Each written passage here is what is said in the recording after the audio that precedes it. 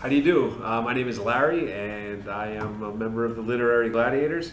And I just wanted to talk to you guys for a few minutes about one of my personal favorite authors, and that is John Steinbeck.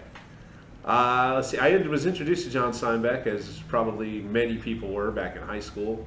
We had to read a couple of his stories then. It was The Pearl was probably the first thing that I ever read by him.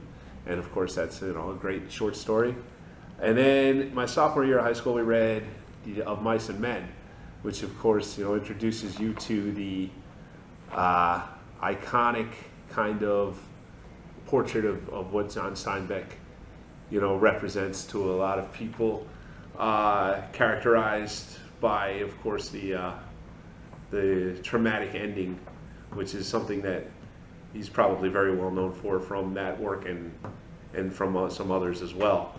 I kind of drifted away for many years until I was in my 20s when I picked up a copy of Travels with Charlie, which is absolutely a wonderful book. If you have not looked at Travels with Charlie, it's a great introduction into Steinbeck. It's not a very long book. You can read it in a few hours, as many of the Steinbeck works are on the shorter side. And then, of course, you got the two bookends, which would be The Grapes of Wrath and East of Eden, which, to my knowledge, are definitely the two of the longest works. But, if you don't feel like taking something like that on, I would recommend you start with something short like Travels with Charlie, which is basically a true account of his 1960 road trip that he took with his dog, Charlie. And they pretty much drove from the East Coast, starting from Long Island, went all the way up through New England into Maine, back down around the northern United States, all the way across into California. They might have stopped, a little bit further up in the PNW, the Pacific Northwest, but I'm not sure if they did or not. I don't remember. Then down through California, across Arizona, New Mexico, Texas, back across the South, and back home. And it takes place in 1960. Some of the themes of the book are the presidential election between Kennedy and Nixon that is going on at the time. It's his evaluation of the spirit and the mood of the country at that time is one of great kind of dichotomy. He's a bit left-leaning, I believe, if I remember correctly, but he feels like this election is probably one of the most important elections of his lifetime, if not the most important.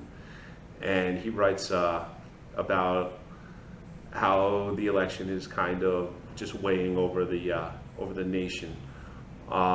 He stops in California to visit with his sister, and they end up getting into a huge argument about the election.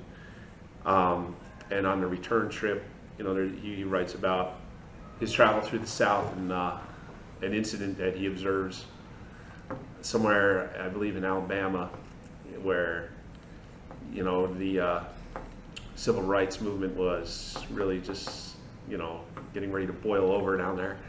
And he writes about what he sees down there. And, it can be very eye-opening, as a lot of Steinbeck can be eye-opening to, what the country was like. And that's one of the things that I really like about John Steinbeck is here we are now, pretty much just getting started into this new century. And a lot of Steinbeck's works take place in a similar time, 100 years ago. And I just enjoy looking at works that look at what American life is like and how things have changed, how things have stayed the same, what parallels there are. East of Eden, we'll be doing an episode on that very soon, so you can get more information on that. But that takes place right around the turn of the century. Starts, I believe, in the 1890s and goes until middle of World War I or so. So that's another really interesting look from that perspective, just to get an idea. He talks in detail about the invention of the automobile and what that meant and things like that through this fictional portrayal that is East of Eden. But yeah, Travels with Charlie, definitely worth reading. He had a camper built custom to make the journey. So it's really an interesting look, and what he thinks of the country and the different, like, I don't want to say outright cultures, but the different kinds of cultural influences and things that he finds as he travels. And also, the other thing that I like about that book is I love reading about writers, because for a long time I wanted to be a writer. So I just like to see, what their process is like and things like that. And when they take the time to write about that kind of thing, I find it very interesting. One note about Steinbeck that he writes about in Travels with Charlie is that he doesn't take notes or anything like that. He pretty much just writes off the cuff, or even if he does take notes, he never looks at them. So I thought that was something that was kind of interesting and neat. So I'm going to move on now and talk about what I read next by Steinbeck. There were a couple books that I won't even really get into. The Red Pony, for example, is just a nice little story. It doesn't really have any significance that I could see or anything.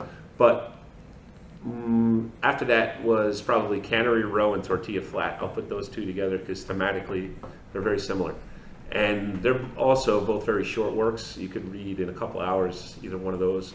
So that's worth checking out as well if you just want to, get a taste. The theme of both of these works is kind of a celebration or romanticizing of the misfit or the, let's say, bum even, which is kind of an interesting take on things, because a lot of the times we just look at bums as people that are anything but romantic, they're kind of spat upon by society. And to see somebody write lovingly about that class of people is something that can kind of open your mind to a different way of looking at life and things. And we are all compelled to work our hardest and to try to be as productive as possible. So it's kind of nice to look at people who don't necessarily feel that compulsion and are just kind of taking it easy. It's it can be a divisive topic, but it's fun. It's just a fun couple of books, and I recommend you check them out. The next thing that I read by Steinbeck was The Grapes of Wrath, which is of course a huge, sprawling, epic novel. To me, I think it's probably the most important American work of the 20th century. Pretty much documents the Dust Bowl and the adversity that the victims of the Dust Bowl had to go through.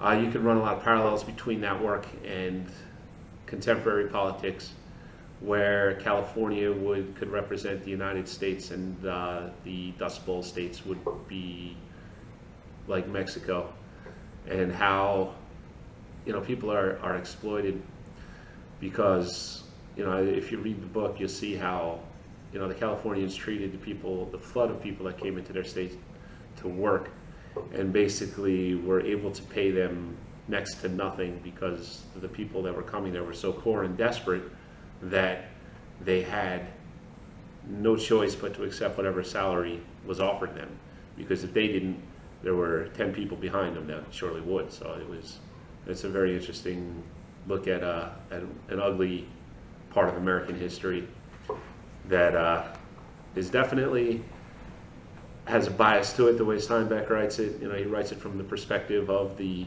quote-unquote Okie, but it's still worth looking at, and it raises a lot of questions. The other aspect of that book that is really interesting is the transcendental philosophy that is held by the former preacher. He is a very interesting character, kind of the moral compass of the work. He is no longer a preacher because he feels that being a preacher of the Christian faith is somewhat hypocritical for him because of his love of women and stuff like that. So, but he's still a very morally conscious person and is basically probably Steinbeck's mouthpiece for the work. So yes, that's The Grapes of Wrath and John Steinbeck. The other book that I want to mention is East of Eden. We'll be talking about that in greater detail in a future episode. So that is definitely something worth checking out as well. You can wait for the next episode to get more detail on that, because I'm sure we'll get into quite a bit of detail. So that's pretty much what I've read by John Steinbeck. I definitely recommend that you check him out. He's one of the quintessential American writers of the 20th century, and he will make you think. So check him out. He's a good guy. Thanks. I'm Larry, and this is Literary Gladiators.